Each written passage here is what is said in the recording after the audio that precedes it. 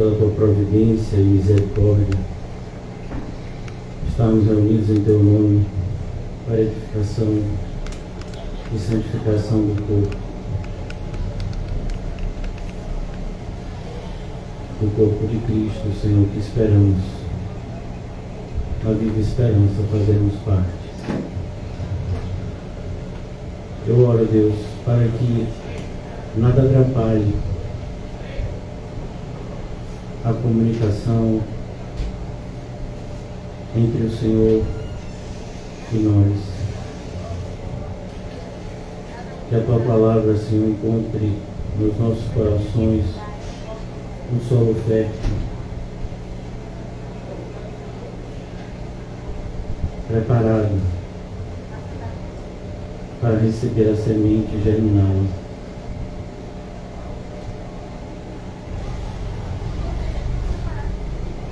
Ajuda-nos, Senhor, nas nossas incontáveis limitações.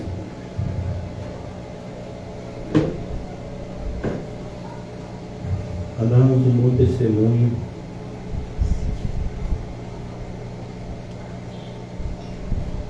em relação a tudo quanto temos visto e ouvido da tua parte, Senhor.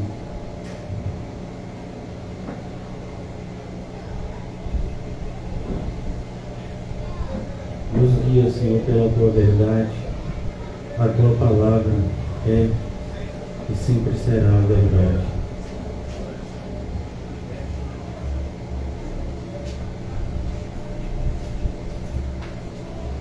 Se existe algum erro, Senhor, algum engano nas nossas vidas, nos revela, Senhor, e nos ajuda a abandoná-lo.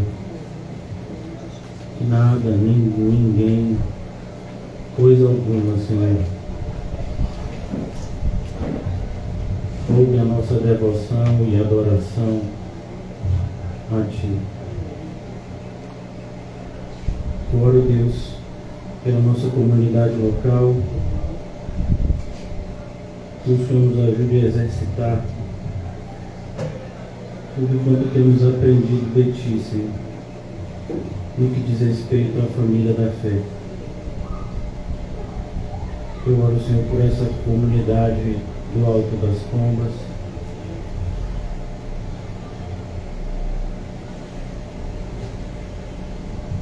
Que o Teu Evangelho, Senhor, seja disseminado, Senhor, nesse local, que vidas sejam salvas,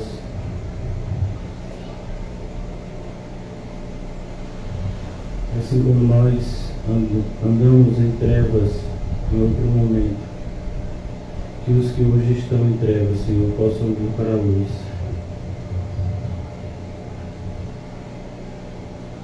Temos em nós um testemunho vivo e real, que é o Senhor que nos chama,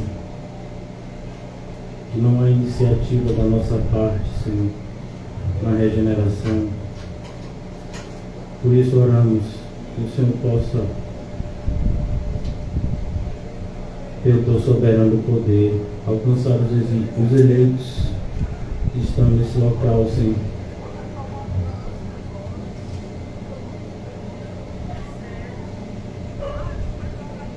Nos ajuda, Senhor, a sermos participantes dessa obra bendita.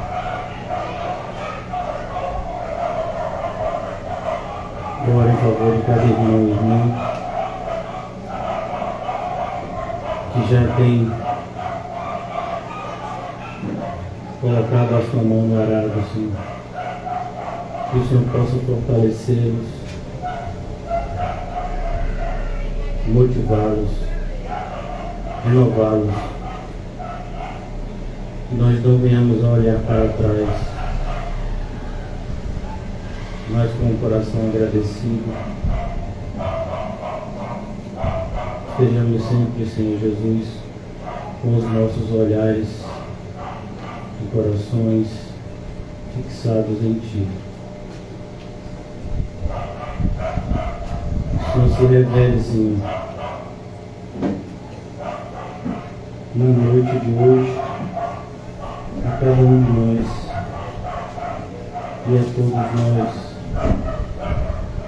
pela maneira como o Senhor mesmo elegeu a pregação. temos aprendido, Senhor, e visto que é a loucura da pregação, o meio pelo qual o Senhor salva aqueles que são teus. Ajuda-nos, Senhor, a amar aquilo que o Senhor ama e a rejeitar aquilo que o Senhor rejeita, vivendo uma vida, Senhor,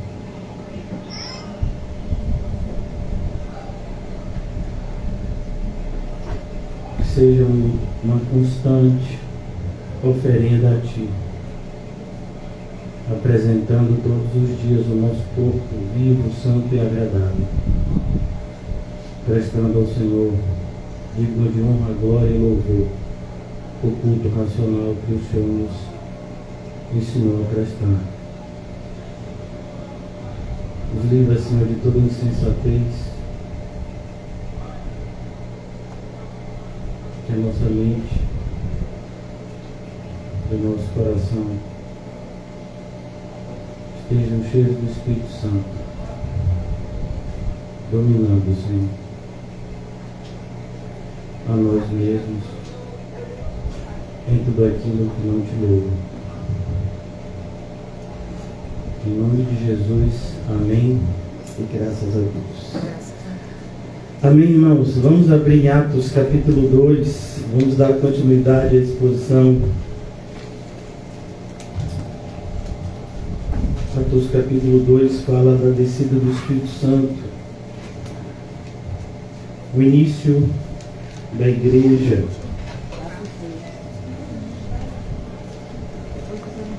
O Senhor Jesus havia dado uma ordem aos seus discípulos que estiveram com ele logo após a ressurreição, durante o período de 40 dias antes de subir aos céus. O Senhor Jesus disse que eles deveriam permanecer em Jerusalém, esperando a promessa, o cumprimento da promessa, pois eles seriam revestidos com poder para colocar em prática o propósito pré-estabelecido pelo Senhor Jesus, dos seus discípulos testemunharem o seu santo evangelho no mundo inteiro, para que os eleitos fossem alcançados e salvos. E agora aqui a partir do versículo 5, essa passagem de Atos, que eu creio que para muitos de vocês é bastante tranquila de entender, mas infelizmente existe um grupo, um contingente significativo de evangélicos que tem problemas com essa passagem, por não compreendê-la da maneira devida. Versículo 5. Ora, estavam habitando em Jerusalém judeus. Preste bastante atenção, cada palavra faz toda a diferença na compreensão correta do texto. Estavam habitando em Jerusalém judeus e homens piedosos. A ideia de homens piedosos aqui fala dos chamados prosélitos, pessoas que não eram judeus, mas que haviam se convertido ao judaísmo e guardavam a adoração ao Deus de Israel. Eles eram assim comumente chamados de homens piedosos, vindos de todas as nações debaixo do céu. Mais uma vez aqui nós vemos uma clara ligação entre esse texto de Atos 2 e o texto que nós estudamos recentemente na segunda-feira, de Gênesis 11. O propósito de Deus em Gênesis 11 era espalhar toda a raça humana por toda a terra. Agora o propósito do Senhor, no fim do seu projeto, é ajuntar esse povo que estava disperso. E por isso a manifestação das línguas, pois foi o próprio Deus, como juízo, que colocou idiomas diferentes ou línguas diferentes que separaram o povo em direções diferentes do globo E agora o propósito do Senhor é fazer com que esse povo que havia se espalhado agora se reunisse em um só rebanho, com um só pastor, que é Cristo, em um só corpo, que é a igreja. E para que esse propósito fosse alcançado, era necessário que aquilo que foi feito em Babel fosse solucionado. O que aconteceu em Babel? Uma confusão. Eles não podiam se entender porque eles não falavam mais de uma maneira que o outro compreendesse. Então era preciso que agora pessoas que não falavam outros idiomas pudessem falar, para que a mensagem fosse passada e então aqueles que ouvissem pudessem acreditar e serem salvos. Então, voltando agora aqui para o texto, no versículo 6. Quando, pois, se fez ouvir aquela voz, afluiu a multidão, que se possuiu de perplexidade. É preciso que você também entenda, eu já falei isso nos encontros passados, mas só para que a gente possa ter uma melhor compreensão na exposição de hoje. A cidade de Jerusalém está abarrotada de gente. Esse dia que nós estamos aqui falando da descida do Espírito Santo é um dia onde há também uma festividade no calendário judaico, que é a festa de Pentecostes. Pentecostes vem do número 50, porque essa festividade ela é celebrada justamente 50 dias depois do domingo que sucede a Páscoa. Então, 50 dias celebrava-se Pentecostes, que era feita, também conhecida como a festa da colheita. E como a festa do calendário oficial, isso fazia com que os judeus das cidades vizinhas e de localidades até distantes se deslocassem a Jerusalém para essa festividade anualmente. Quando, pois, se fez ouvir aquela voz, afluiu a multidão, que se possuiu de perplexidade, porquanto cada um os ouvia falar na sua própria língua. E a perplexidade é por conta disso. Quase 120 homens começam a adorar a Deus por meio de expressões de louvor, mas o que traz perplexidade aos que presenciam esse momento é justamente que esses homens estão falando em vários idiomas. Em idiomas, aqui no livro de Atos, Lucas fala pelo menos de 15 idiomas, se eu não me engano, e isso traz uma perplexidade muito grande para aquelas pessoas, pois elas sabiam que aqueles homens, eles eram pessoas iletradas, pessoas que não tinham como aprender essa língua da noite para o dia. Versículo 7. Estavam, pois, atônitos e se admiravam, dizendo: vede, não são porventura galileus? A aparência de galileus também faz com que o milagre seja maior ainda, porque os galileus eram pessoas, na sua grande maioria, pobres e pessoas que não tinham acesso aos estudos, às letras, pois eles ficavam nessa região menos favorecida do território da Palestina, que era a Galileia. A região mais rica e mais intelectualizada era justamente a região da Judéia, onde ficava Jerusalém. Versículo 7. Não são porventura galileus todos esses que aí estão falando? E como os ouvimos falar, cada um em nossa própria língua materna? E é isso que eles ficam agora admirados. Pessoas de várias partes do mundo, mas preste atenção, como eu disse no começo, todos judeus. Todos eles eram judeus. Vocês que já leram o Antigo Testamento sabem como os judeus foram dispersos à medida que, como muitas vezes como juízo, Deus enviou inimigos para destruir Jerusalém, para destruir Israel, e isso fez com que os judeus fossem dispersos. Quando eles foram levados cativos no cativeiro babilônico, e tem aquela volta, né, autorizada pelo decreto de Ciro, mas não foram todos os que voltaram. Muito pelo contrário, foi uma minoria. Um historiador judeu chamado Flávio Joséfo tem um livro bem grosso que conta a narrativa do povo judeu. Ele diz que nessa época da Babilônia, que o povo foi escravizado na Babilônia por cerca de 70 anos, havia, no término desses 70 anos, cerca de 1 milhão de judeus vivendo naquela região da Babilônia. E quando eles foram agora chamados para voltar, apenas 50 mil quiseram voltar. Ou seja, 950 mil preferiram continuar onde estavam, porque eles não queriam, né, recomeçar do zero, como eles já tinham feito uma vez. Então existiam judeus espalhados por toda a região. Agora nós estamos aqui, o Império Romano que está governando o mundo conhecido, e os judeus também dispersos por várias regiões, mas esses judeus, eles tinham esse costume de, nas festividades oficiais, eles se dirigiam a Jerusalém para adorar ao Senhor no seu santo templo. O templo ainda não havia sido destruído, pelo menos não o templo da época de Jesus. Versículo 8.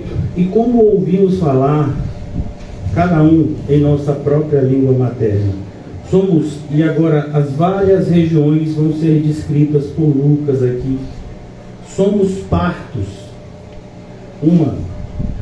medos, elamitas e naturais da Mesopotâmia, Judeia, Capadócia, Ponto, Ásia, Frígia, Panfilha, Egito, regiões da Líbia, imediações de Cirene e romanos que aqui residem.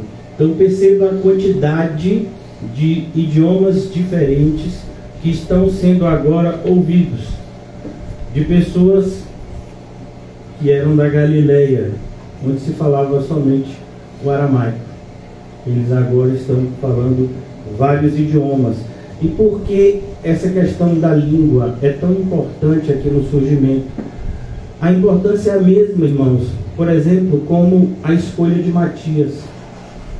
Por que tinha que se escolher um 12º apóstolo? Porque eles aprenderam isso com Jesus. A igreja era formada dessa forma. E aqui também era preciso que esses homens e essas mulheres entendessem o propósito urgente que precisava ser cumprido, que era a evangelização do mundo.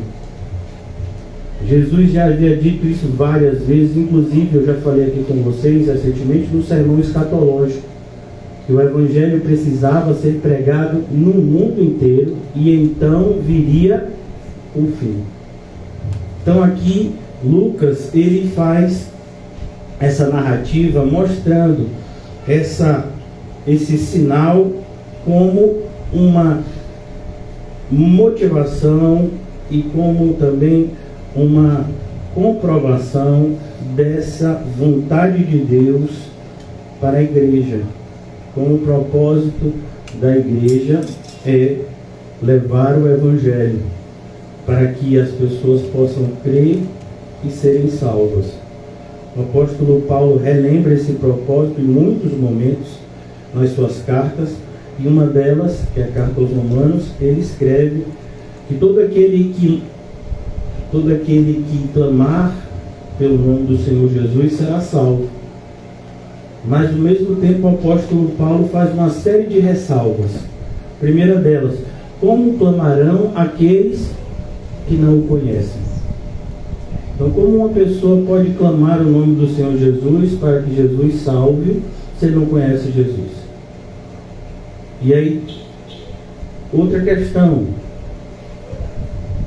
e como conhecerão se não forem ensinados, ou se não pregarem para ele? E como pregarão se não forem enviados? Então perceba como é imperativo o evangelismo, como é urgente.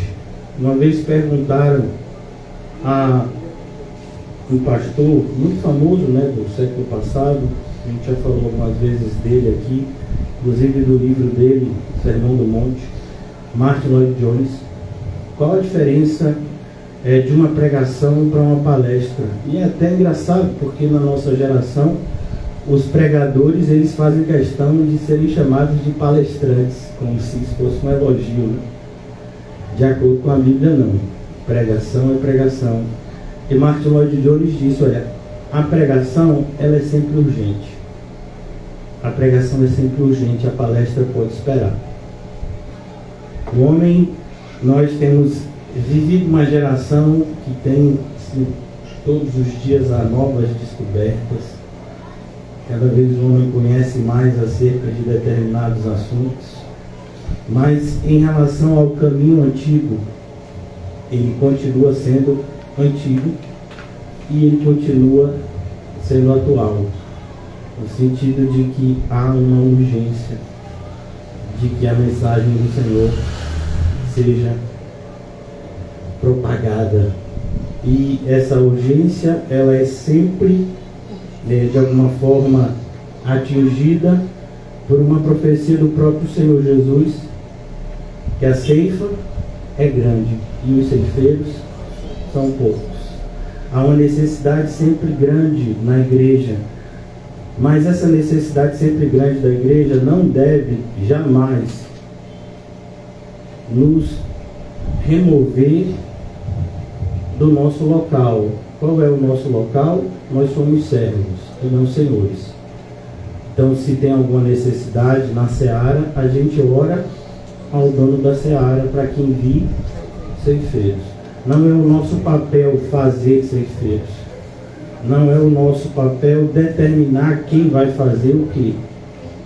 Ainda que haja organização, mas é o Senhor quem de fato separa aqueles que são seus e derrama dons sobre essas pessoas para que eles possam cumprir, como a gente está vendo aqui, o respectivo propósito. E cada um dará conta naquele grande dia do que fez e do que não fez. Isso é pessoal. Versículo 11, continuando ainda. Mais um grupo de pessoas de línguas diferentes. Prosélitos, né? Prosélitos eram pessoas, né, convertidas ao judaísmo, vindo de duas regiões de línguas diferentes. Cretenses, a gente vai ver sobre a ilha de Creta, lá na carta a Tito. E arábios, né, aquelas pessoas ali do Oriente Médio, todos ali, prosélitos, todos que adoravam ao Deus verdadeiro e que agora estão sendo guiados a uma adoração verdadeira por meio da pregação do Evangelho. Porque não basta simplesmente, irmãos, dizer que adoramos a Deus. É preciso que a gente faça isso em espírito e em verdade. Então, muitas pessoas sinceras estão adorando na carne e na mentira, por mais incrível que pareça. Então, vou dar um exemplo. A mulher samaritana, a adoração dela era correta? Não. Porque Jesus diz que Deus está em busca desses verdadeiros adoradores? Porque justamente a partir daquele momento que ela se encontra com Jesus, ela tem a sua fé redirecionada para a direção certa. Porque até então não era. A mesma coisa Nicodemos. Nicodemos, uma vida inteira no judaísmo, e o Senhor Jesus diz a ele: Nicodemos, tem que começar de novo. E a prova de que aquele diálogo de Jesus deu certo é que Nicodemos está lá como discípulo de Jesus, enterrando Jesus no túmulo de José de Arimateia. Então é preciso que a gente entenda que a sinceridade por si só, ela não é tudo. É importante, claro, que a nossa fé seja sincera, mas ela precisa ser em espírito e em verdade. Então, uma pessoa que sinceramente está no erro, ela é um perigo para si mesma e para os outros. Porque ela acredita que o errado é certo. E ela vai sinceramente dizer para as pessoas que o caminho errado é o certo. E muitos irão acreditar em virtude da sinceridade. Olha o perigo. Então, nós precisamos ter responsabilidade em relação ao que fazemos e ao que não fazemos. Versículo 11. Como os ouvimos falar em nossas próprias línguas as grandezas de Deus? Então perceba, aqui não é uma pregação, a pregação vai ser feita. E ela vai ser feita em aramaico, né, que era a língua que se falava naquela região. O apóstolo Pedro vai pregar daqui a pouco. Mas até então eles não estão fazendo uma pregação. Eles estão falando, eles estão glorificando a Deus. É o que a gente chamaria de doxologia, né? Como por exemplo, a passagem de Paulo em Romanos 11:36, se eu não me engano. Porque dele, para ele, por meio dele são todas as coisas, a glória seja dada a ele, somente a ele, para sempre. Amém. Então aqui eles estão falando das grandezas de Deus. É como se eles estivessem adorando a Deus.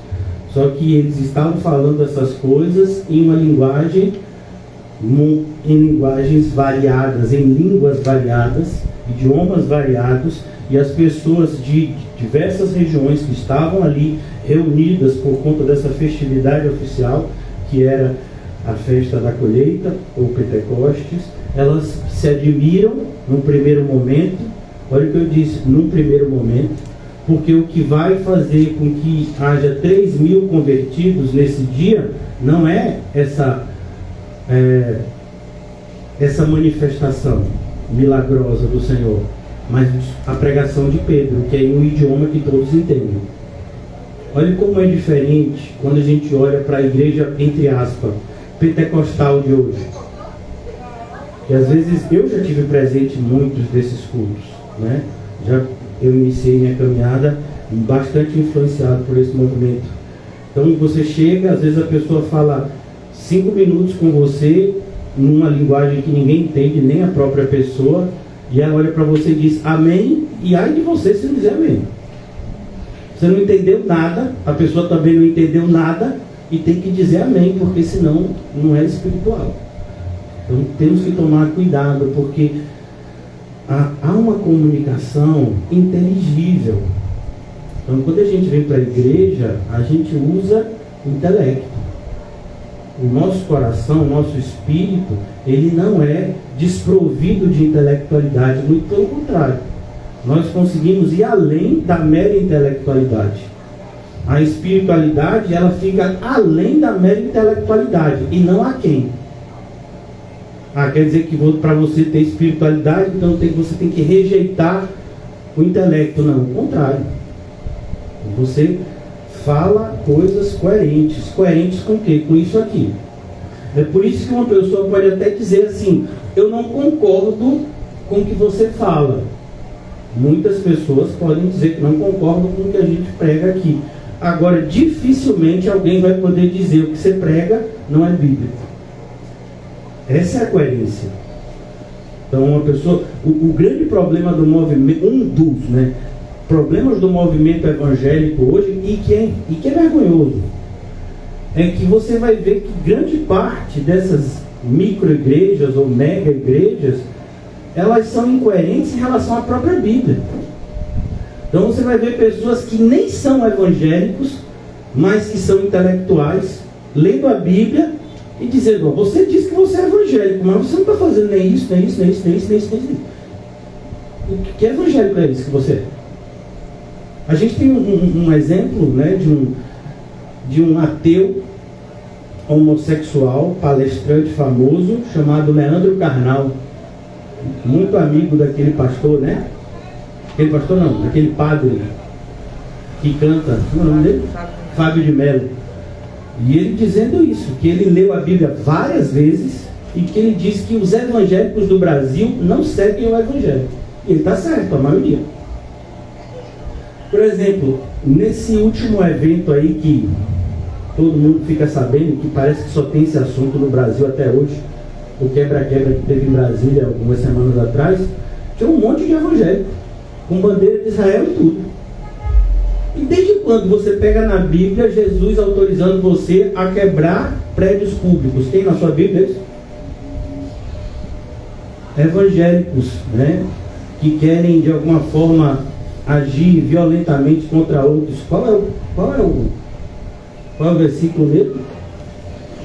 Então é preciso que a gente entenda que o evangélico é aquele que segue o evangelho, não aquele que se identifica como evangélico.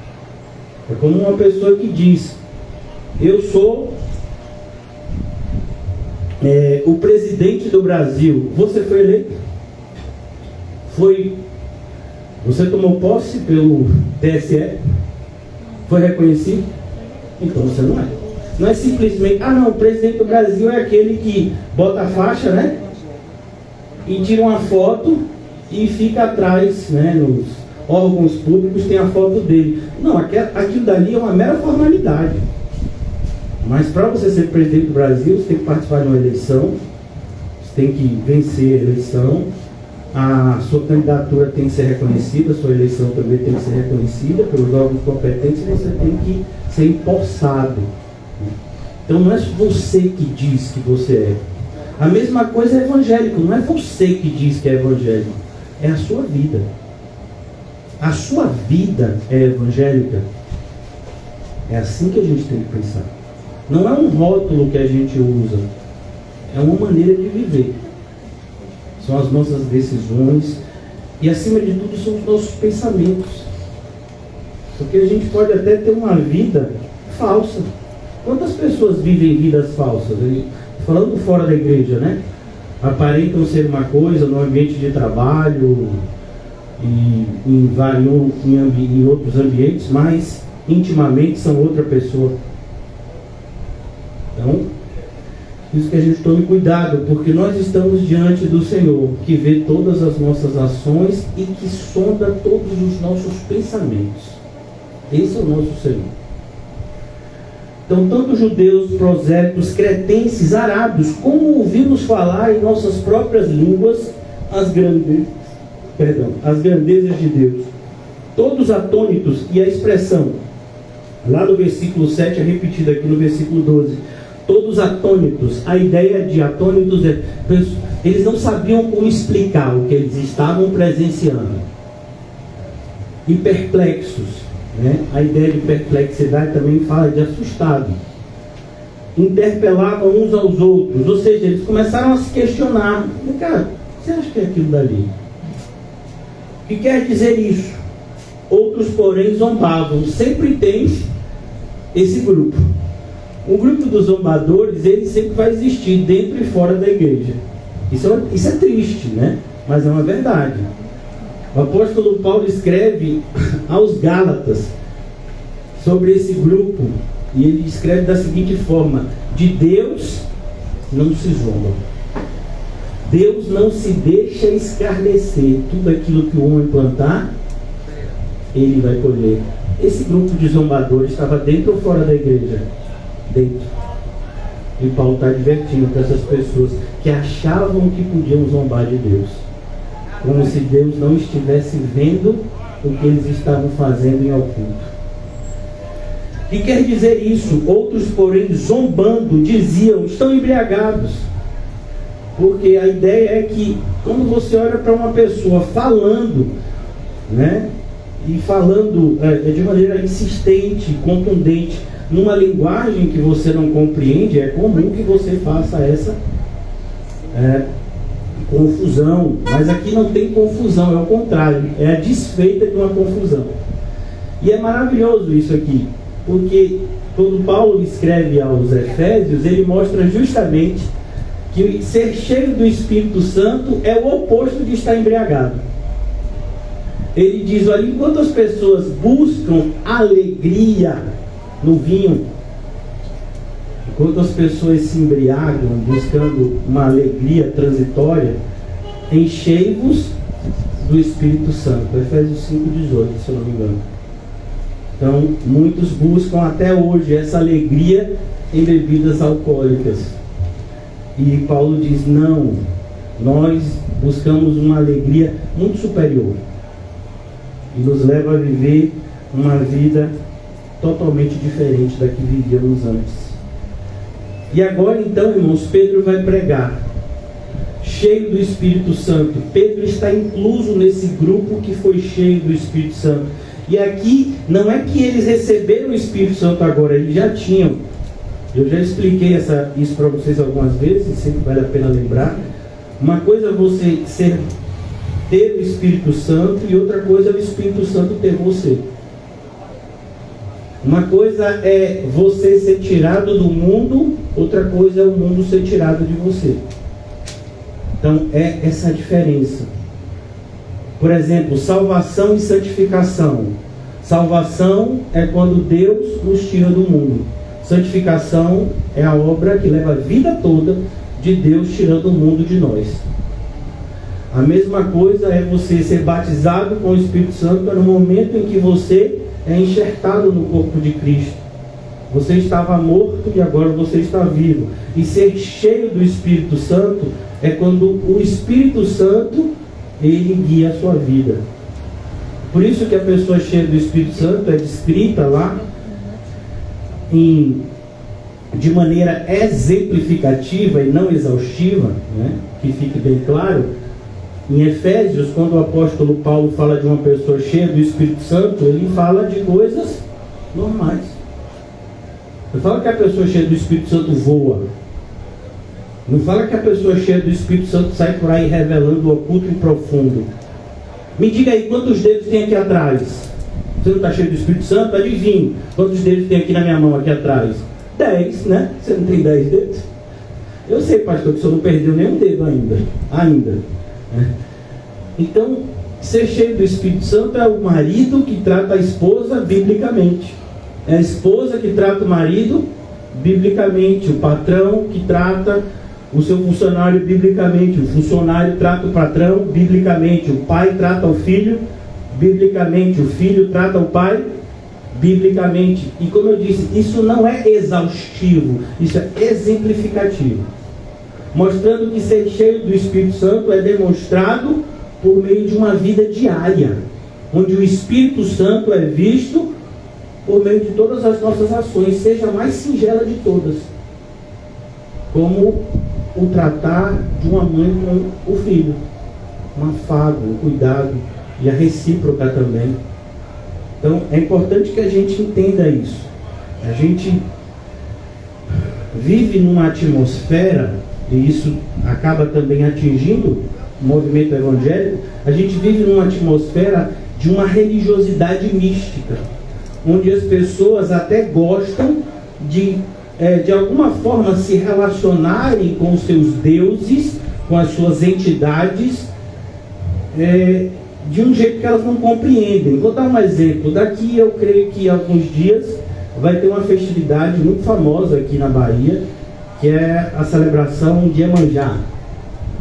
Então, muitas pessoas vão levar produtos, né? Sei, acho que perfume, flor, alguma coisa desse, no mar e vai ofertar. Qual a lógica disso?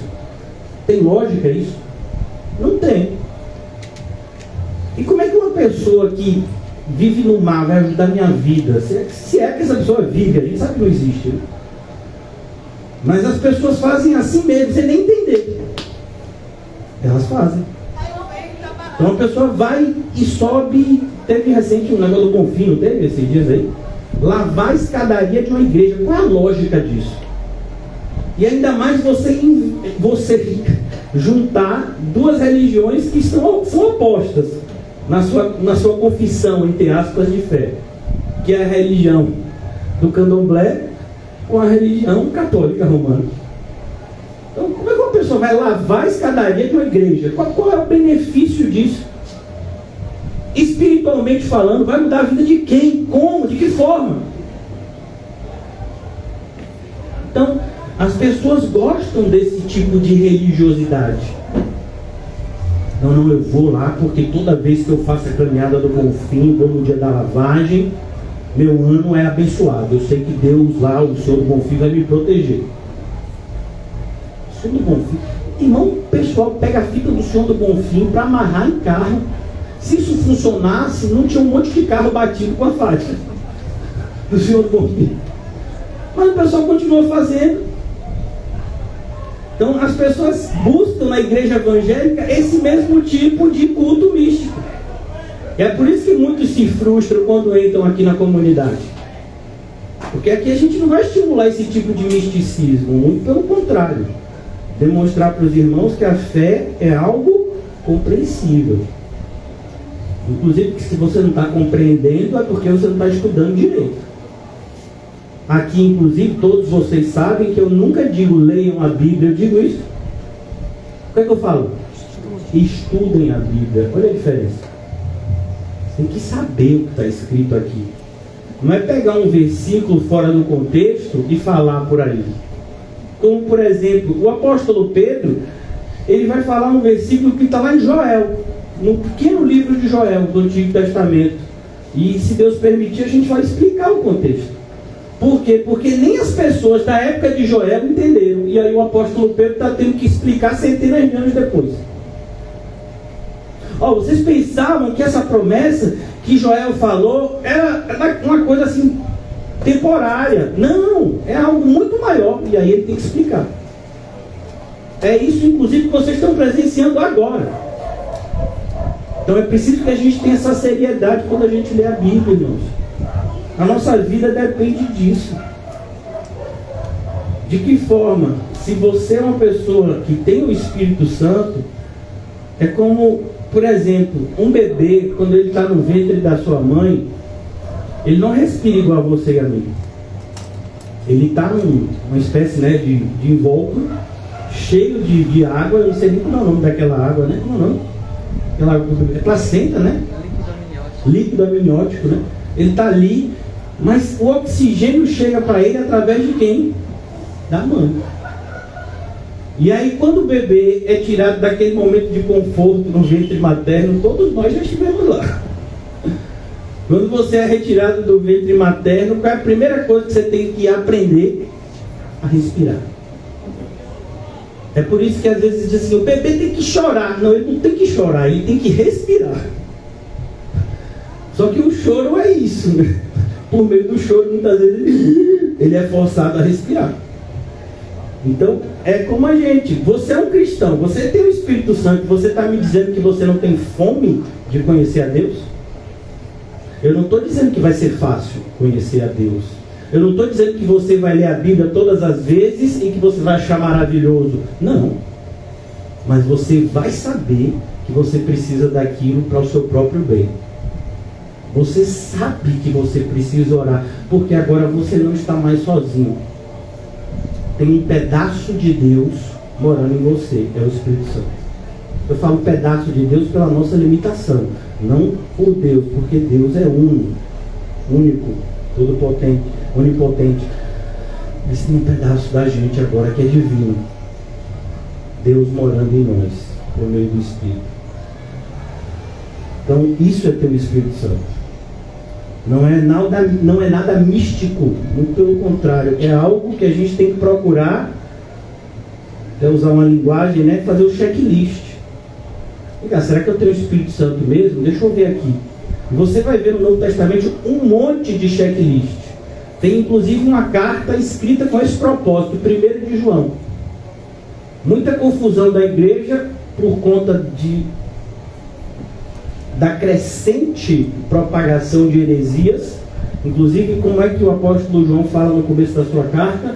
Sobre os anticristos saíram do nosso meio porque não eram dos nossos. E naquela carta ele vai fazer justamente essa divisão do que é um cristão verdadeiro, do que é um cristão falso, para que a gente possa se analisar acima de tudo. Antes de analisar o outro, a gente tem que se analisar. Será que eu sou um cristão verdadeiro? E aí ele tem lá uma série de princípios para a gente observar na nossa vida. Então aqui no versículo 14, eu não vou me estender muito, né? Eu creio que essa pregação de Pedro a gente vai estudar em alguns encontros. Então se levantou Pedro com os 11. Por quê? 1 mais 11, quantos são? 12. E a ideia aqui é, Pedro não está falando sozinho, Pedro está falando junto com os 12. Só que Ele não são os 12 falando juntos. A ideia aqui é unidade. Por que eu estou falando isso? Porque é tão triste quando a gente está numa igreja e você vê uma pessoa se esforçando para pregar a verdade e vem outra e quer desconstruir a verdade que dá tanto trabalho para pregar. O que você ganha com isso? O que alguém ganha com isso? Tanto trabalho para a gente estar aqui reunido, para a gente estar pregando, para a gente estar ouvindo. Chega uma pessoa sem nenhuma base bíblica. Eu não acho que seja dessa forma, eu penso que seja de uma forma diferente. Sim, mas qual é o versículo? Não é nem um versículo, não. É assim um sentimento que eu tenho. Se você está sentindo um queimor aqui, provavelmente seja gastrite, esofagite, pode ser H. pylori, né? Agora, se você quer refutar alguma coisa que está sendo pregada, tem que ser, você só pode refutar biblicamente.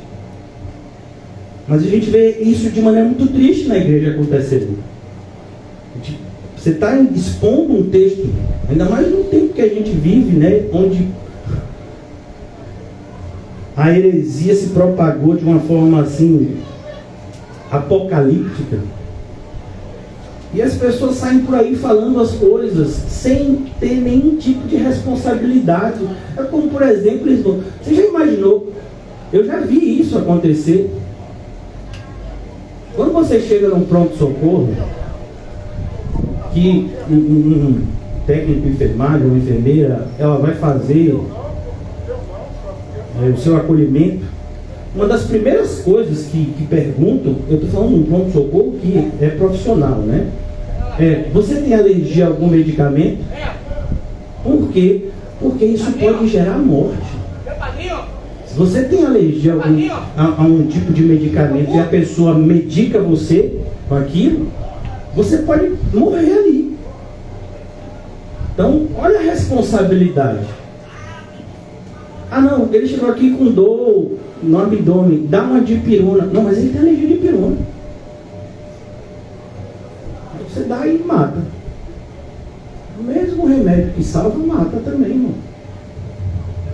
Então a gente tem que ter responsabilidade que a gente está falando. Falar isso agora é do ponto de vista bíblico.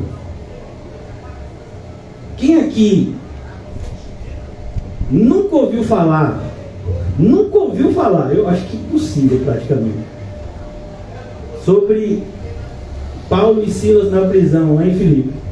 O que acontece? O terremoto, eles vão para a casa do carcereiro, e aí Paulo prega lá e diz assim que o carcereiro creu e bem como toda a sua casa. Aí tem gente que diz assim, está vendo? Olha o que está escrito.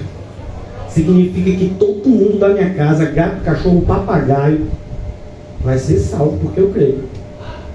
É isso que o texto está dizendo? Não é isso. Mas você pega aquele texto de forma isolada, sem estudar a Bíblia, você sai por aí pregando esse tipo de salvação, que não existe. Quando tem gente que diz que Deus vai salvar todo mundo. Como assim Deus vai salvar todo mundo? Não, mas está escrito que Deus amou o mundo de tal forma que enviou o seu Filho unigênito. Não para que o mundo, que as pessoas fossem condenadas, mas para que as pessoas fossem salvas. Então ele enviou Jesus para salvar todo mundo. Sim, mas você foi até o final do capítulo?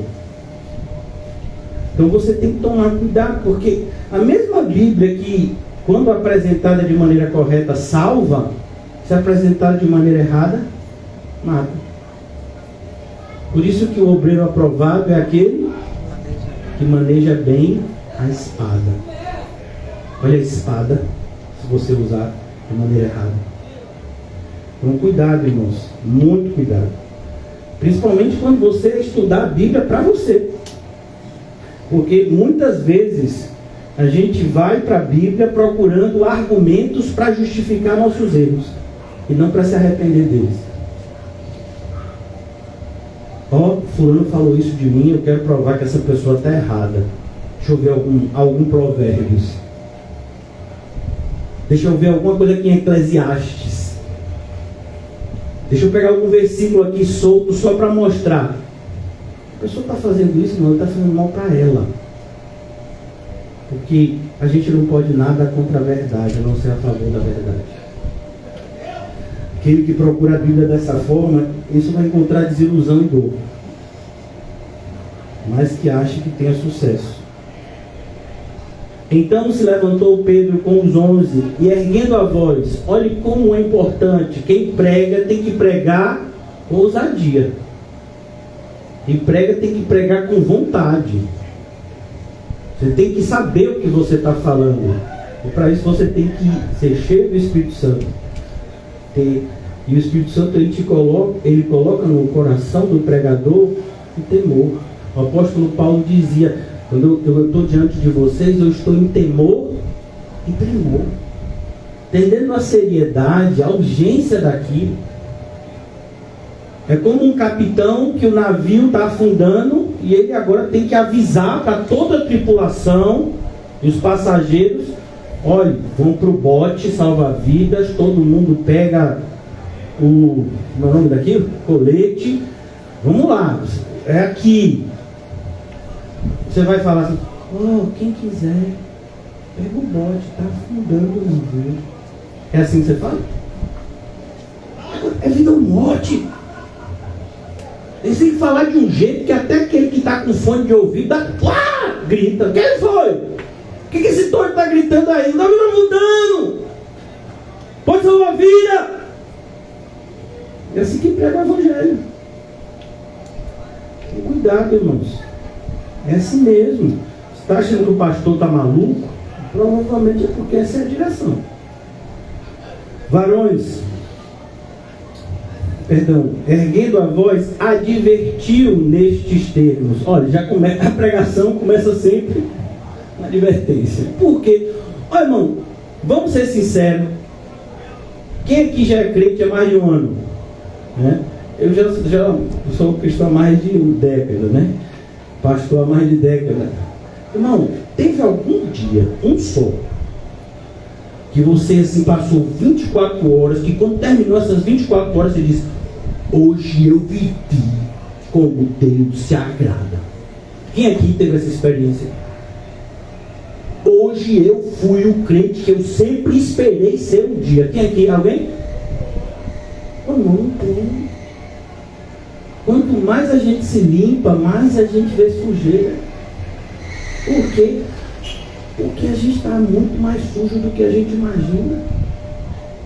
O pecado, ele nos assedia de uma maneira que a gente muitas vezes nem tem noção. É a santificação que vai abrir nossos olhos em relação a isso.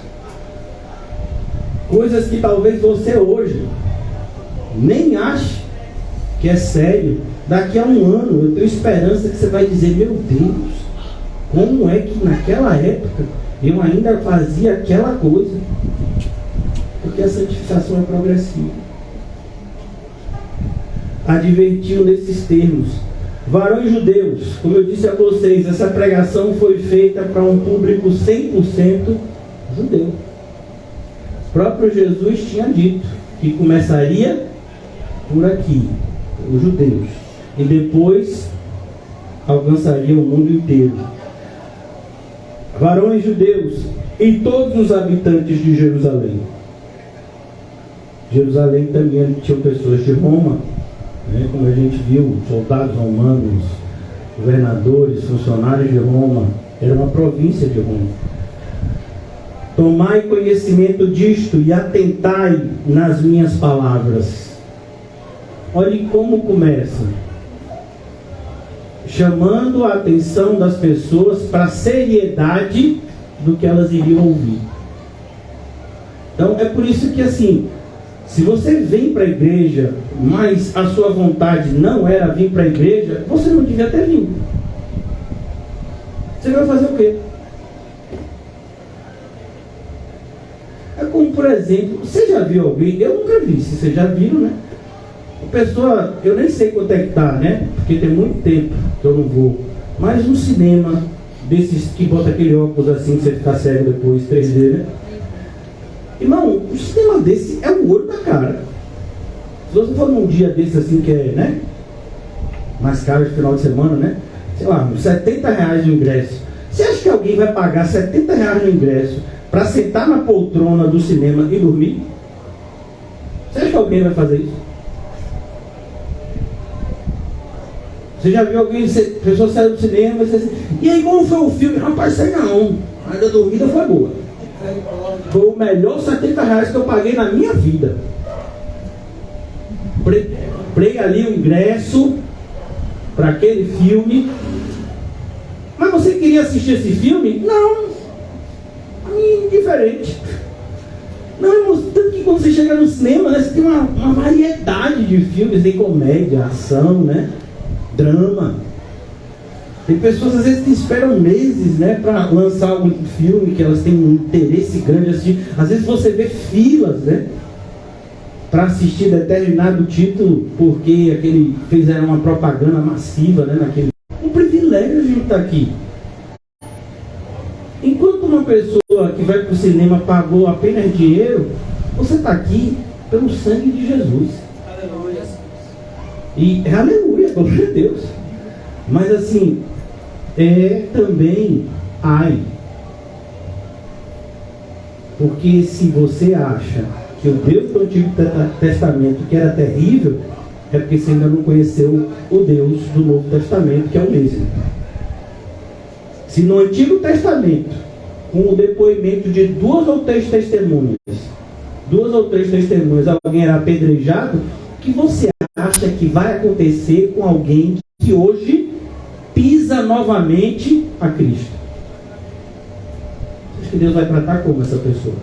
Está lá em Hebreus, viu? O que eu estou falando aqui. Então, aqui Pedro está dizendo, olha, preste atenção no que eu vou dizer, porque é sério o que eu vou falar. Habitantes de Jerusalém, tomai conhecimento disto e atentai nas minhas palavras. Estes homens não estão embriagados. Primeira coisa que Pedro fala, corrigindo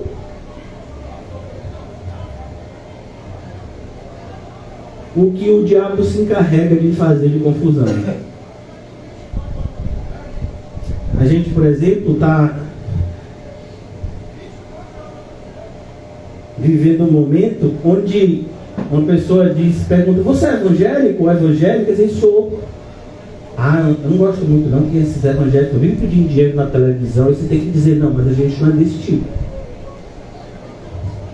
Então vai ficar tranquilo, você pode levar sua carteira e ninguém vai tomar nada do seu dinheiro. Você vai prestar atenção, o pastor não vai nem falar de dízimo e oferta no culto, não tem nenhum momento para isso.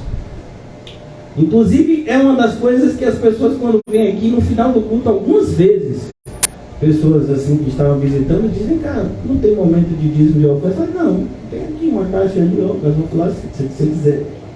Sem Deus. Por quê? Porque tem igrejas que são especialistas em tirar dinheiro das pessoas. Elas criam um ambiente para isso e elas fazem isso muito bem. Tem pessoas que entram com uma quantidade de dinheiro e sai sem nada. Sem nada mesmo.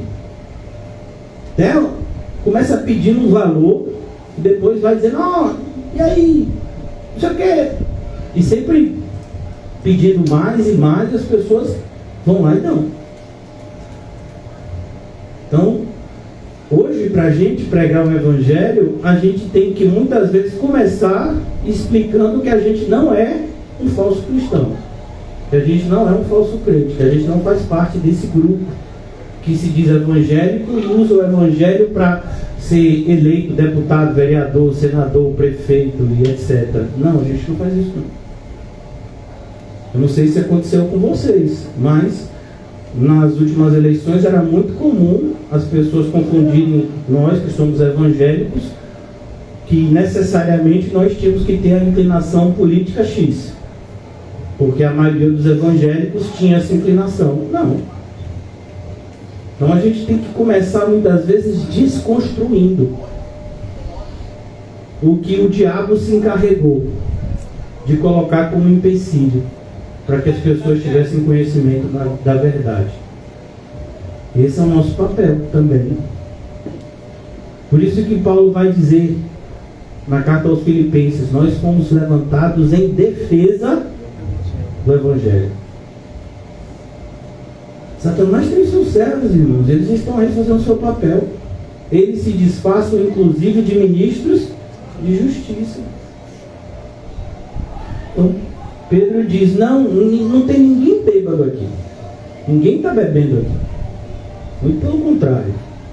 Estes homens não estão embriagados como vindes, pensando, sendo esta a terceira hora do dia. Terceira hora do dia era 9 da manhã. Mas o que ocorre é o que foi dito por intermédio do profeta Joel. Olha que coisa linda. Lucas já havia dito que o Senhor Jesus, antes de subir aos céus, ele havia aberto a percepção dos apóstolos para que eles entendessem a palavra de Deus. E a gente vê no capítulo 1, eles entenderam que a morada que estava vazia, que era de Judas, precisava ser preenchida. Aqui, mais uma vez, um texto do Antigo Testamento que agora estava sendo usado para mostrar para aquelas pessoas que a compreensão até então era parcial.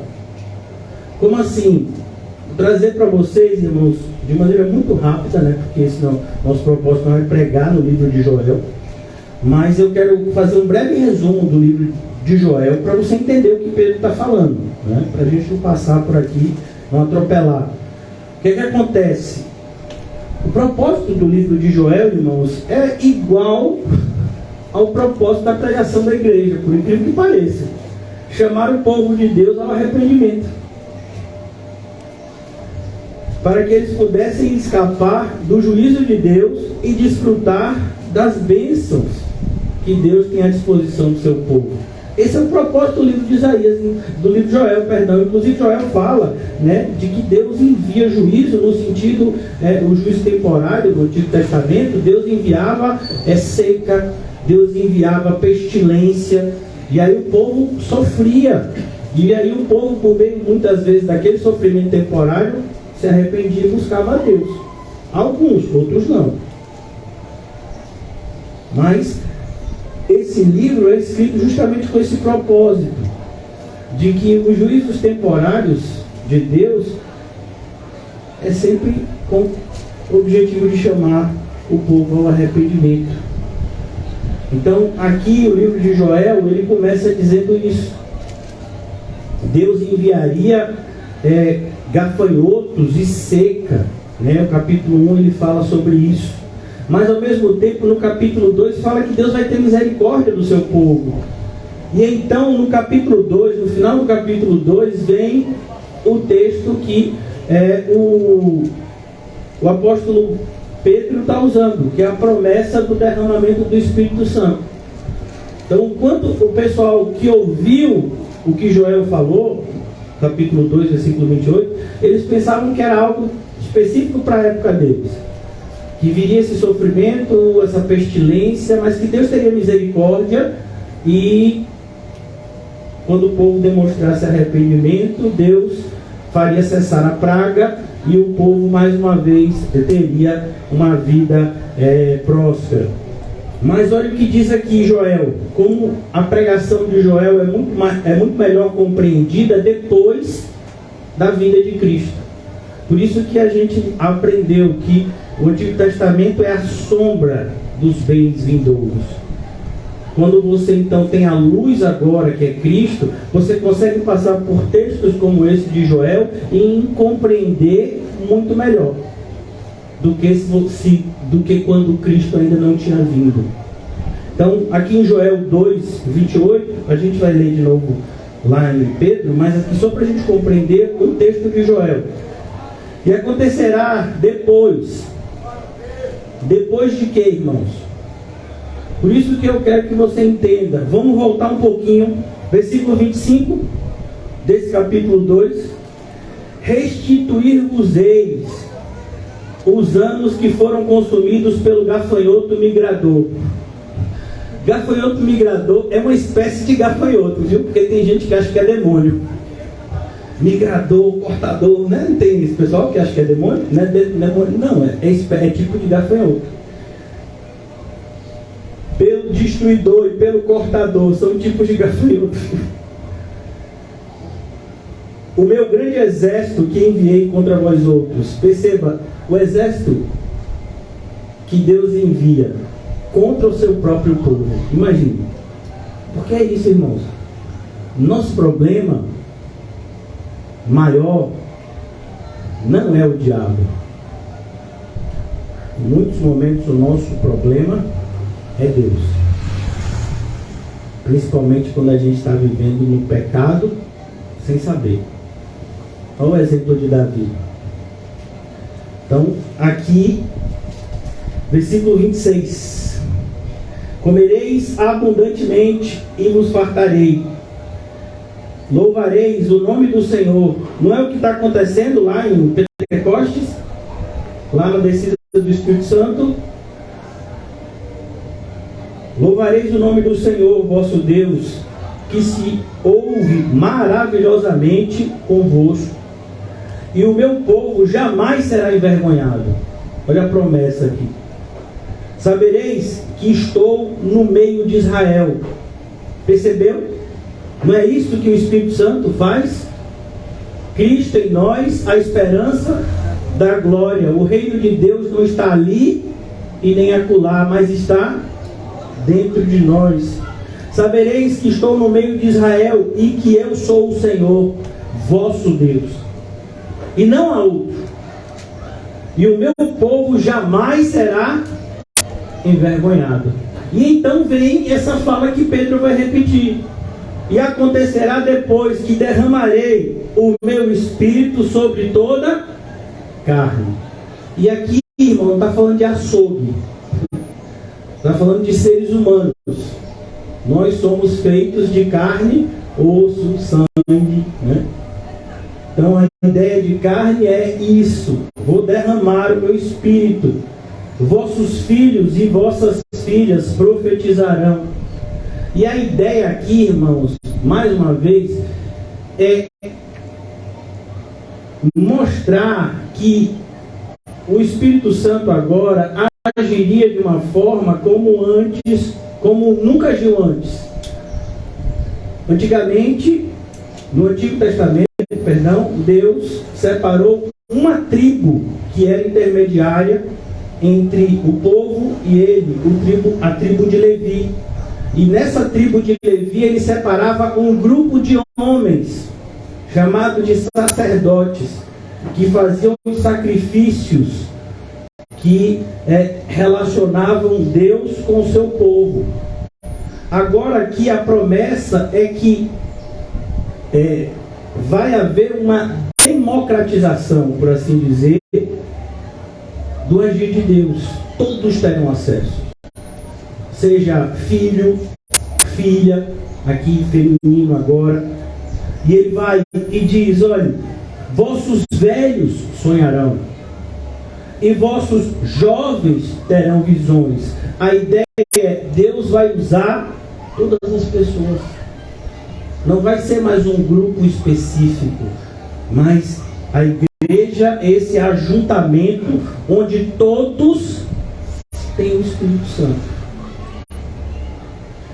Até sobre os vossos servos e sobre as servas derramarei. Eu acho interessante. Existe um livro na Bíblia, bem pequenininho, chamado Filemon. E esse livro é escrito justamente falando desse aspecto. Olha que coisa interessante. Um escravo, naquela época existia escravidão, ele foge do seu senhor e ele conhece o apóstolo Paulo. Olha, e o apóstolo Paulo evangeliza ele. E aí escreve uma carta para Filemon, falando do escravo, se não me engano é Onésimo, né? E diz, olha, eu vou mandar ele de volta, mas você não vai receber ele mais como um escravo fugitivo, mas como um irmão amado. Porque independente da posição social dele, ele é seu irmão espiritualmente falando. ele é igual a você. Só o Evangelho faz isso. Só o Evangelho nivela todo mundo. É por isso que muitas pessoas tiveram dificuldade, e tem até hoje, né, em congregar numa comunidade como a nossa. Principalmente as pessoas que têm um poder aquisitivo maior. Por conta desse nivelamento. Foram muitos os conselhos que eu recebi. Pastor, dê uma moral para esse pessoal aqui mais rico. Quem sabe como eles podem fazer muito. Como assim? Não entendi. Não, pastor, se mudar um pouquinho a mensagem, aí assim fica mais tranquilo para essa pessoa se manter aqui. Mas assim, o alvo não é agradar os ricos. É? E nem os pobres. O alvo é agradar a Deus. Por meio de uma pregação bíblica. Infelizmente, essa não é a visão de algumas pessoas, né? Que buscam manter esse tipo de relacionamento baseado no interesse. Por isso que determinadas pessoas, como eu disse a vocês, de poder aquisitivo, né, que passaram pela igreja, eles nem mantêm mais contato comigo. Porque sabem que o dinheiro deles para mim não importa. Então, eu não posso comprar o pastor ali, eu vou para uma igreja que eu possa comprar. Então, cuidado, viu, irmãos, porque realmente existem locais onde a igreja está à venda, inclusive o púlpito também. Nos Estados Unidos isso é muito comum. Nos Estados Unidos, grande parte das igrejas elas são formadas por um corpo diretivo de pessoas que têm posse, e eles é que determinam quem vai ser o pastor, quem não vai. Se o pastor não estiver agradando, tira, bota outro. E é muito triste essa realidade, né? Mas existe. Aqui no versículo 28, e acontecerá, versículo 29, até sobre os servos e sobre as servas derramarei o meu espírito naqueles dias. Olha, naqueles dias. Eles estavam pensando que era algo nos dias dele, de Joel, mas não, era algo que só vai acontecer depois da vida de Cristo. Por isso que os próprios judeus tiveram dificuldade em se relacionar com Jesus como Cristo. E Jesus se encarregou de colocar um ponto de interrogação na cabeça dos mestres religiosos da sua época, que diziam que o Messias teria que ser alguém muito importante, assim, do ponto de vista, né, social e político. Aí Jesus diz assim: vem cá, o Messias tem que ser descendente de Davi, né? E todos eles disseram: tem que ser descendente de Davi. Aí Jesus faz a pergunta: mas se ele tem que ser descendente de Davi, como é que pode Davi ter dito pelo Espírito, disse o Senhor ao meu Senhor, se referindo ao Messias, como Senhor? Como Davi chamou ele de Senhor, se ele é seu filho? E aí eles não souberam responder. Eles não sabiam que o Messias tinha que ser 100% homem e 100% Deus. A humanidade de Cristo não tira a sua divindade, assim como a divindade não retirou a sua humanidade. Mas os judeus tiveram muita dificuldade de entender isso, tanto que rejeitaram o Senhor Jesus. E acontecerá depois: até os servos e as servas derramarei o meu espírito naqueles dias. Então a ideia aqui não é que todo mundo tem que profetizar, todo mundo tem que sonhar e ter visão. Não é essa a ideia. A ideia é uma ideia muito mais tranquila, no sentido de que eu vou derramar o meu espírito sobre todos. É isso que ele quer dizer. E aqui ele coloca várias classes de pessoas daquela época que eram divididas de maneira separada. Por exemplo, a mulher não tinha acesso a todos os locais que os homens tinham. Os escravos não tinham direitos que os homens não escravizados tinham. E ele está dizendo: olha, quando o Espírito vier, esse tipo de divisão vai ser abolida. Mais uma vez, mostrando o propósito da unidade que havia sido desfeito em Babel, por um propósito do próprio Deus. Agora ele iria unir o seu povo em um só corpo. Então aqui, versículo 30, como confirmação: mostrarei prodígios no céu e na terra, sangue, fogo, colunas de fumaça. O sol se converterá em trevas e a lua em sangue, antes que venha o grande e terrível dia. Percebeu? Como o apóstolo Pedro diz: olha, nós podemos apressar a vinda de Cristo. Como é que a gente faz isso? Pregando o Evangelho. Esse derramamento do Espírito Santo não é em vão. É com o propósito de preparar o povo de Deus para a sua volta derradeira, a sua volta definitiva. Ele veio num primeiro momento para cumprir a obra de salvação. Agora ele vem para consumar a sua criação. E ainda aqui no livro de Joel, só para a gente concluir aqui, o final do livro de Joel termina com uma mensagem da restauração de Israel.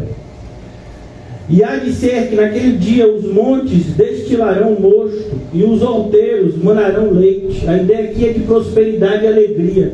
E todos os rios de Judá estarão cheios de água. Então é um cenário que alegra uma pessoa que está vivendo num período de seca e de escassez. Assim como nós estamos vivendo num período de seca e escassez, espiritualmente falando. Olha para um lado, olha para o outro. Se você encontrar 20 evangélicos no seu dia, é muito fácil até. A pessoa às vezes vê você vindo para a igreja com a Bíblia na mão e diz: você é evangélico também? Aí você diz: sou. A pessoa lhe pergunta, né? Você está indo para onde? E você diz: eu estou indo para a igreja.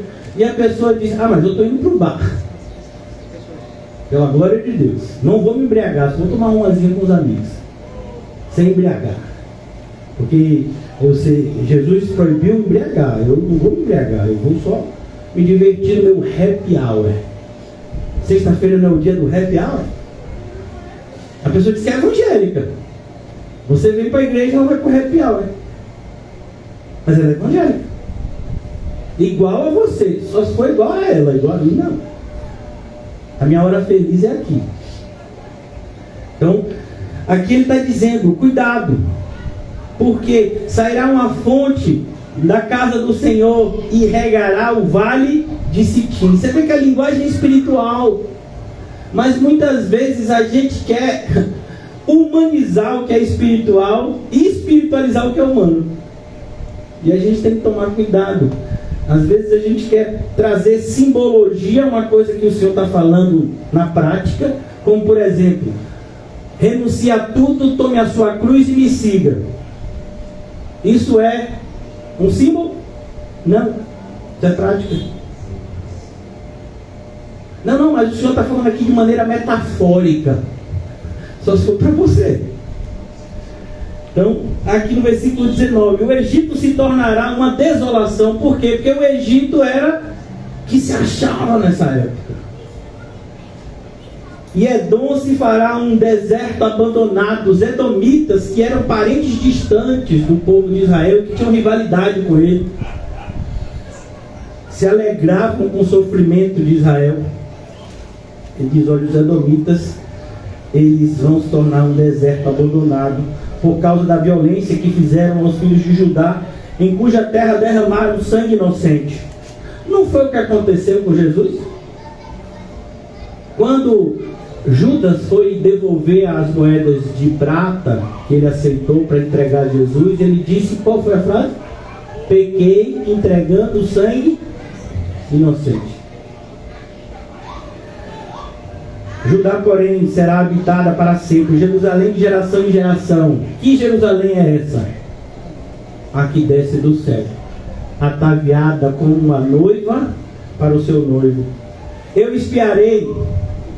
E esse verbo espiar é um verbo bastante significativo do ponto de vista bíblico do Antigo Testamento. Significa justamente perdoar pecados. A expiação, alguém sofrendo por um grupo.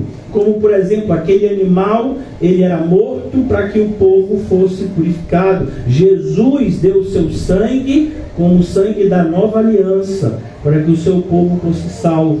Eu expiarei o sangue dos que não foram expiados, porque o Senhor habitará em Sião. Mais uma vez, o livro de Joel, um livro evangelístico do Antigo Testamento.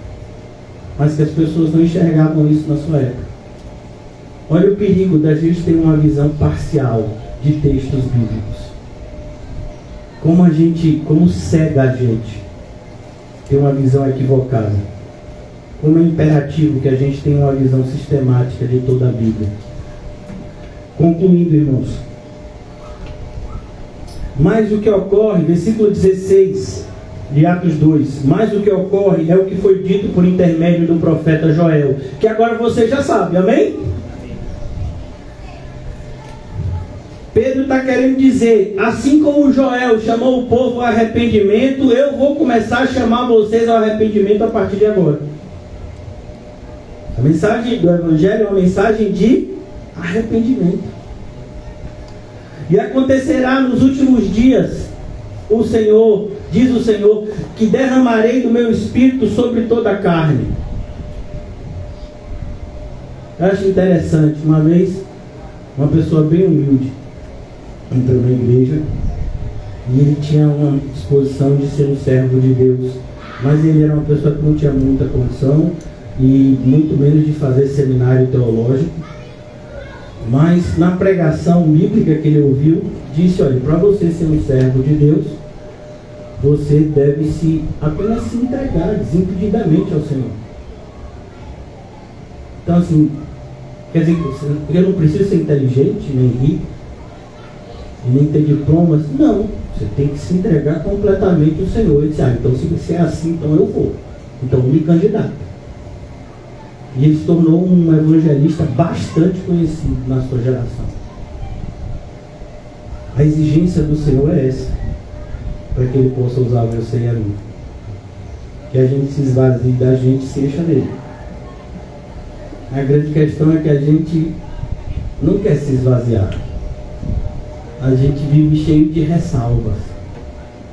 Senhor, toca na minha vida, mas não nessa área. Senhor, faz o que quiseres comigo, menos aqui. Senhor, pode fazer o que quiser, menos no bolso. A gente vive cheio de ressalvas. Deus não trabalha desse jeito. Isso é tão triste, né?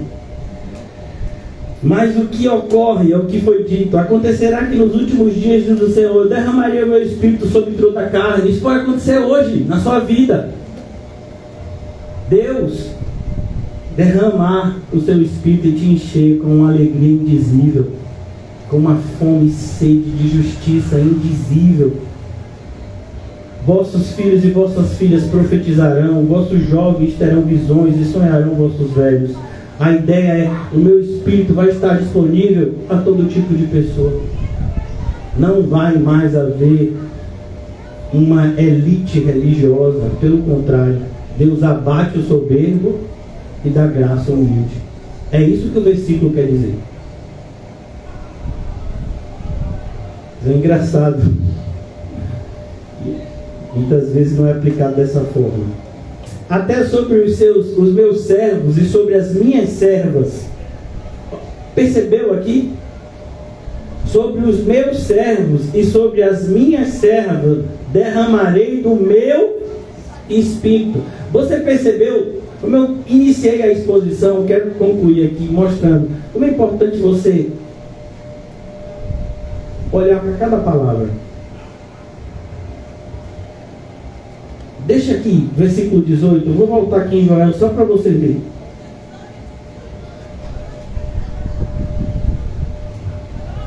Versículo 29 de Joel 2. Até sobre os servos e sobre as servas derramarei o meu Espírito naqueles dias. Percebeu? Não tem o pronome possessivo meu. Percebe que agora ele está mostrando que antes do Senhor derramar do seu Espírito em você, você tinha que ser dele. A eleição é antes. Ele te conheceu antes de você conhecê-lo. Não foi você que escolheu a ele, foi ele que escolheu você. E disse que você seria servo dele. Quando foi que ele escolheu Paulo para ser apóstolo? Quando Paulo já estava pregando ou quando Paulo estava perseguindo a igreja?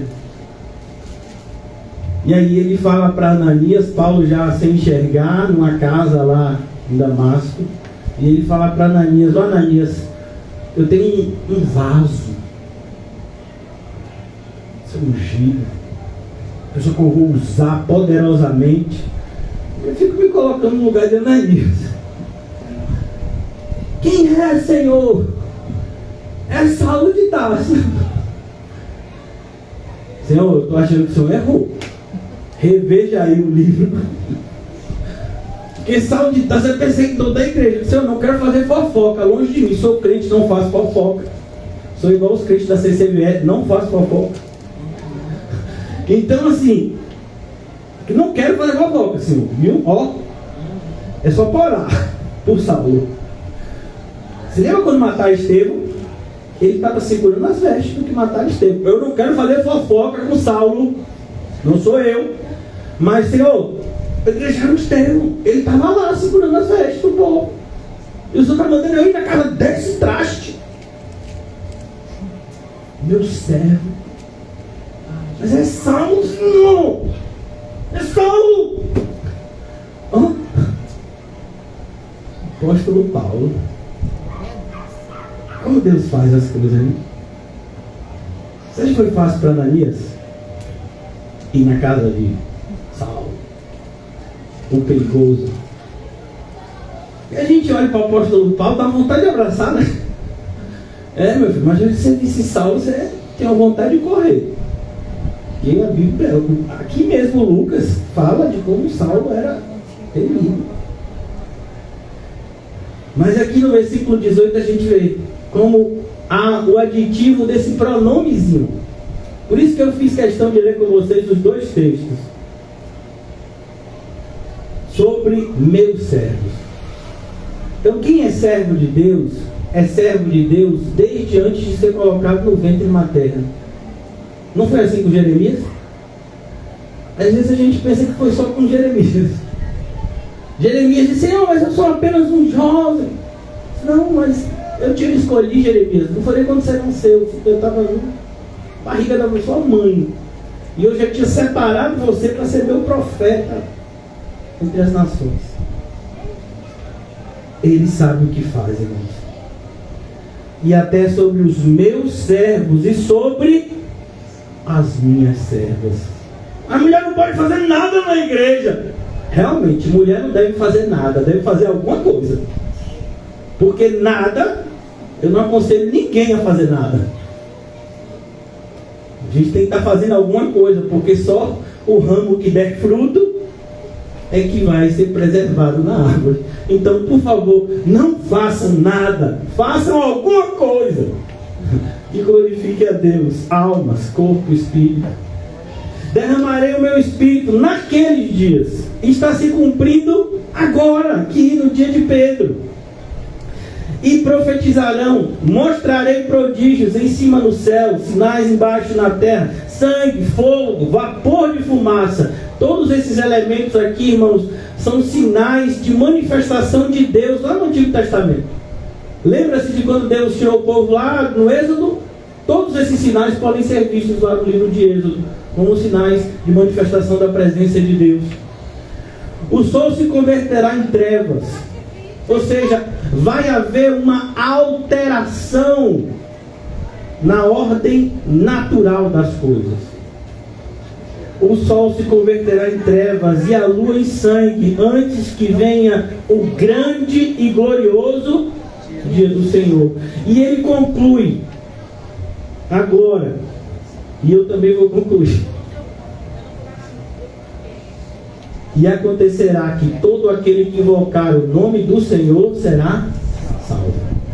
Esse versículo vai ser usado inclusive pelo apóstolo Paulo em Romanos 10:13. Todo que invocar o nome do Senhor será salvo. A gente já viu isso no finalzinho lá do Evangelho de Lucas. Lembra do ladrão da direita que começou blasfemando e disse: Senhor, lembra-te de mim quando entrares no teu reino. E Jesus disse para ele: ainda hoje estarás comigo no paraíso. Isso é a obra do Espírito Santo, irmãos. Você e eu, daqui a pouco a gente vai voltar para casa. E eu creio, que, não sei na sua vida, na minha ainda tenho muita coisa para fazer hoje. Glória a Deus. A gente tem a oportunidade de testemunhar Cristo onde a gente está. Nem sempre a gente vai falar. Vai ter um momento certo de falar. É por isso que, inclusive, na Bíblia você vê o apóstolo Paulo pedindo que os irmãos orassem para Deus criar a oportunidade da pregação. Porque não sou eu que determino a pregação. De nada adianta eu chegar numa esquina e começar a pregar da minha própria vontade. Agora, se o Senhor disser, é agora, vá lá e pregue, aí é outra coisa. É o Senhor que abre a porta à pregação do Evangelho. E a gente ora para que isso aconteça.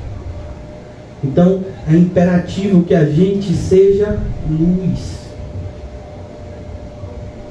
Olha, irmãos, seja luz. Seja sal. E antes da gente pensar em ir para a China, para a Índia, para a Lua, para Marte, a gente tem que ser luz aqui. Se a gente não está conseguindo ser luz na igreja que congrega, na família que o Senhor nos fez ter, tem pessoas que estão fugindo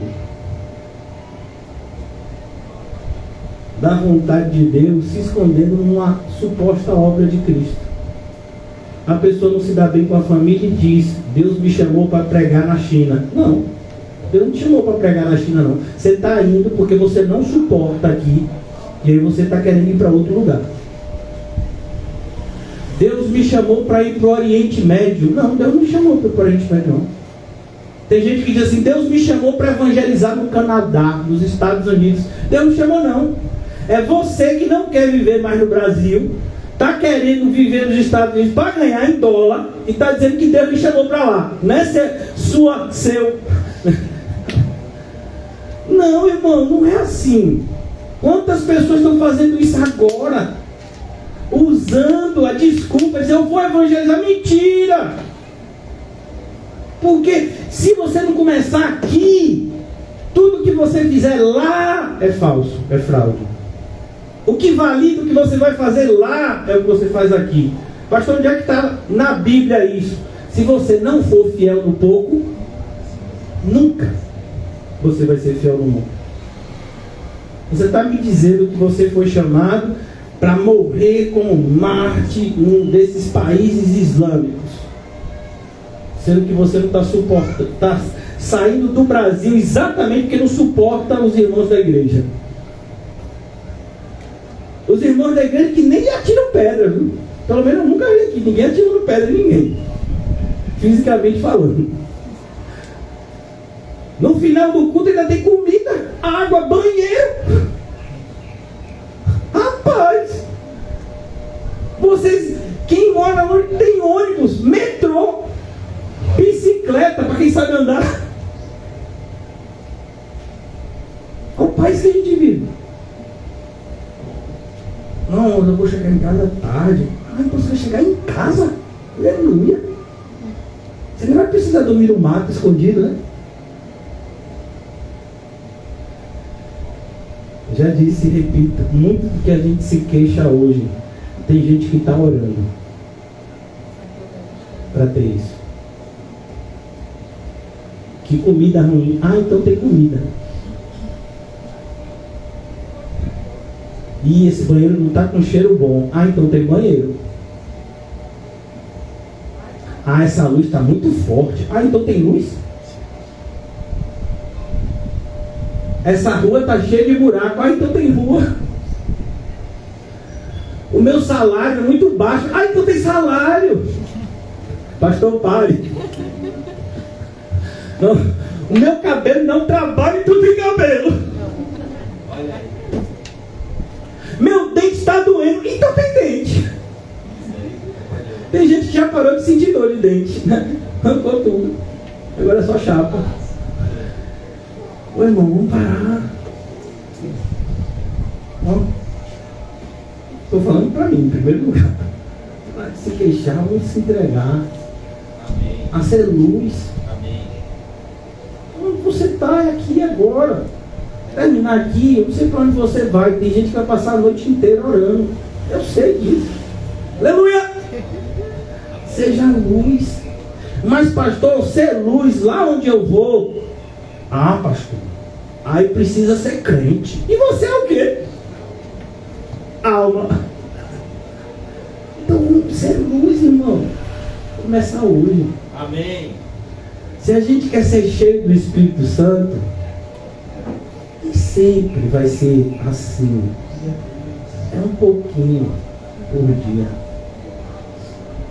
Um pouquinho.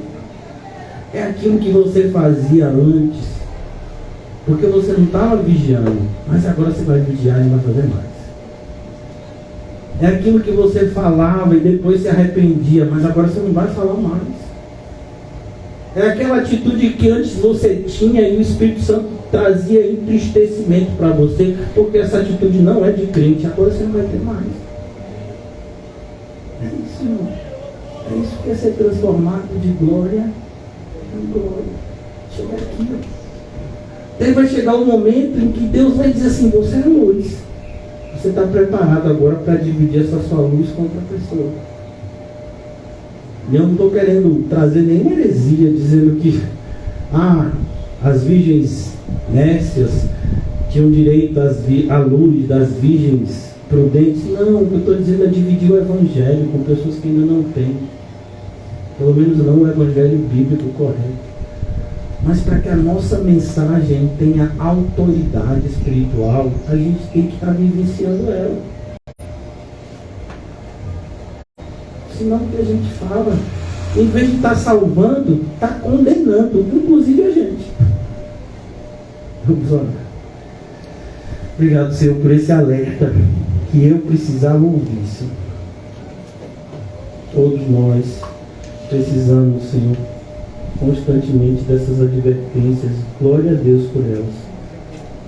Ajuda-nos, Senhor, a ter ouvidos para ouvir, um coração desejoso de obedecer cada advertência que para o nosso bem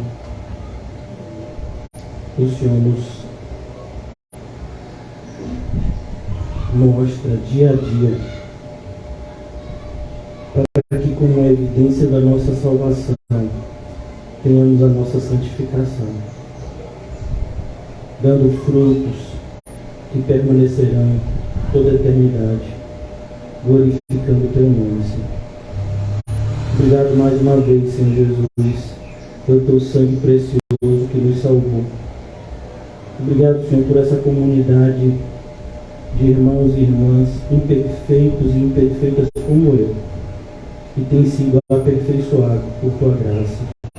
Obrigado, Senhor. Obrigado, Senhor, por toda a providência divina que tem nos alcançado, Senhor, dia a dia. Muitas e muitas das Tuas providências, Senhor, nós nem vemos. Nós não te agradecemos, Senhor, pois entendemos a existência do mundo espiritual, a existência do reino das trevas em oposição ao reino da luz. E sabemos que só tem valia a vigilância do sentinela se Deus guarda a cidade. Somos eternamente gratos, Senhor, pela tua divina proteção. Ajuda-nos, Senhor, a viver a vida que devemos viver, glorificando o teu nome em cada pensamento, ação e palavra, Senhor. Abençoando uns aos outros em amor, como o Senhor nos ensinou. Em nome de Jesus, amém? E graças a Deus, saúdem-se mutuamente e vá embora cheio de alegria do Espírito, porque o Senhor é a dor do céu e da terra, é também o nosso Pai, nos guarda e nos guia. Deus abençoe a todos.